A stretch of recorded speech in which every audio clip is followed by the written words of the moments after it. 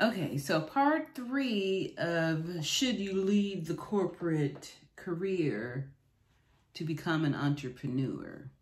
And so far I've been saying yes, but I've been putting these conditions on there. And then because it's not that simple to just say, yes, quit your career, quit your job, quit your livelihood to, be an entrepreneur and start a business.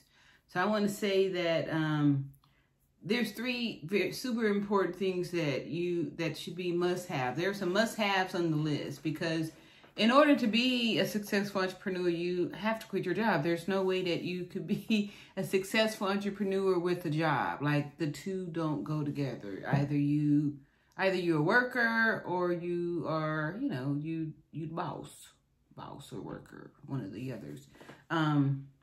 So you have to pick one, that's just how it's going to be.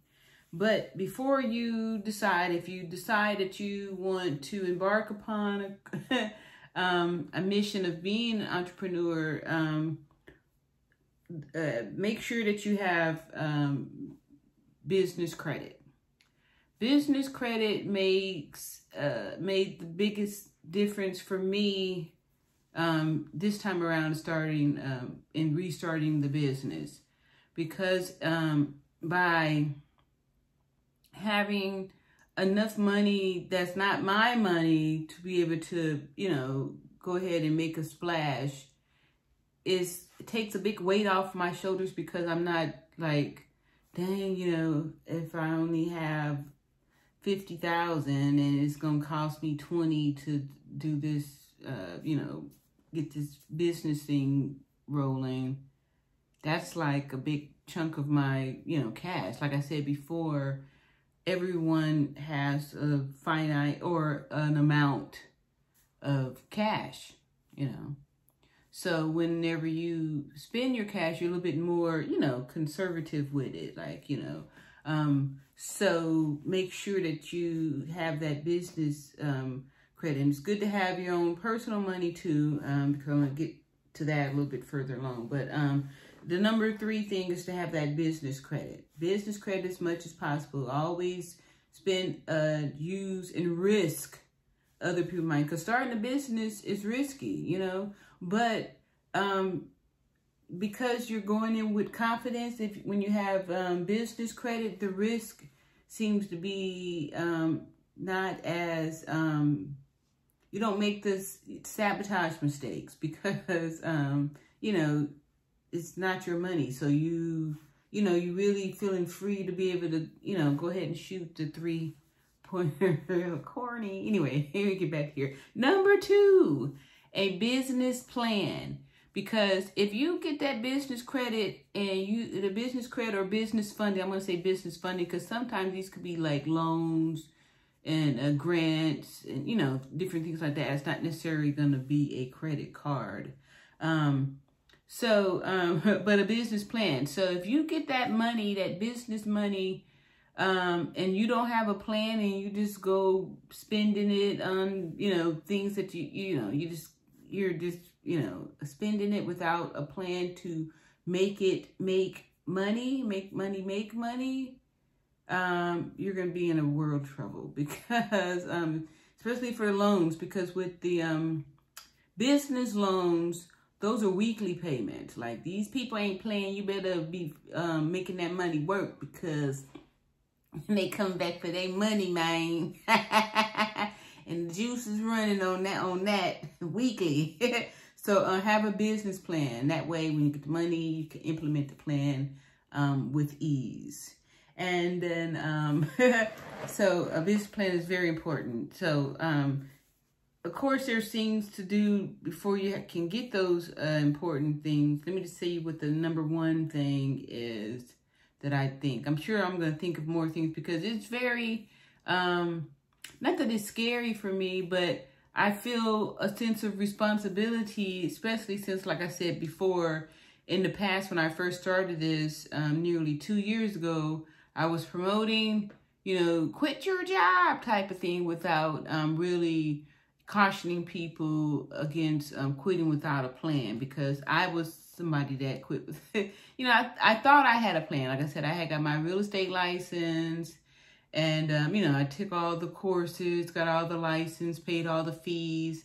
And I felt like, I had a great personality, and that, I was good at encouraging people and, getting people to do things that, like purchase real estate, be a first time. I thought that it would be, a natural thing for me to be able to help people make real estate transactions. That was my, that was my goal, to be able to help people make real estate transactions, and, make a lot of transactions for myself, like, be a real estate tycoon. That was the big dream, right? And so I had a plan, but it wasn't like, really focused down. It was really broad. And I was, like I said before, I was trying to ride multiple horses.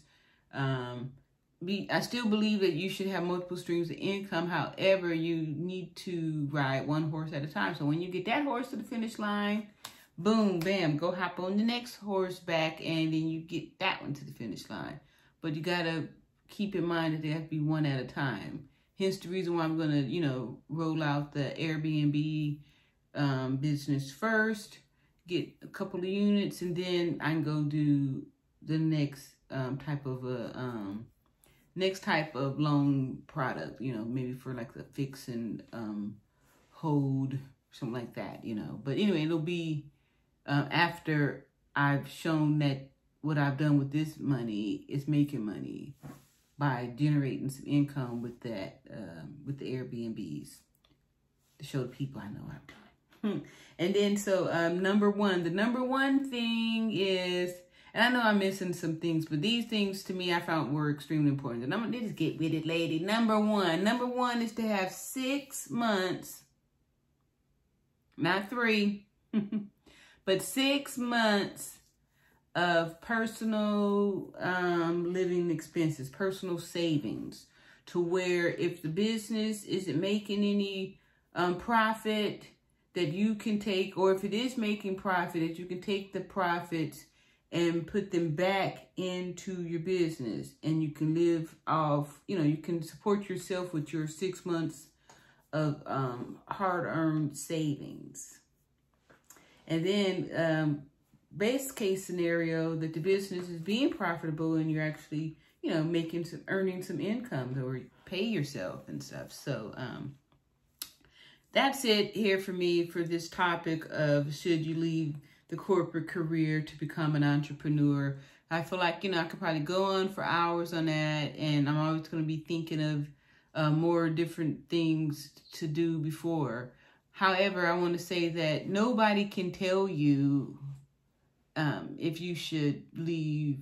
This is just my opinion. But everyone has their own little voice inside their head that's going to tell them, when to do what to do. So you have to listen to that little voice inside your own head to find your path, and not be afraid to fall, because that's how you learn. Like, like if you think about it, I don't know if any of you've had some babies before, when they go through the learning how to walk stage, it's remarkable that, none of them got it the first time. That's why everybody's like, when they take the first step, come here and stuff, because they do the little clumsy walk, take 1 or 2, and then bloop. But eventually, we all learn how to walk. So, just relax, because eventually, you're going to get it. But the thing is that when that baby falls, they don't just like, oh, I better stick to crawling. They keep getting up and trying, like, So you want to have the perseverance of a baby learning to walk whenever you're doing anything in life, and especially, transitioning to become an entrepreneur. Think about that baby that fell multiple times. No baby got it on the first time. Some of them early walkers, but by golly, they fell before they started, you know, being stable on their feet. So all that to say is that here is another video for you. And so tune in tomorrow when, I don't know what I'm going to be talking about, but I'm putting out these videos, and I'm just so grateful to be inspired about putting out content again.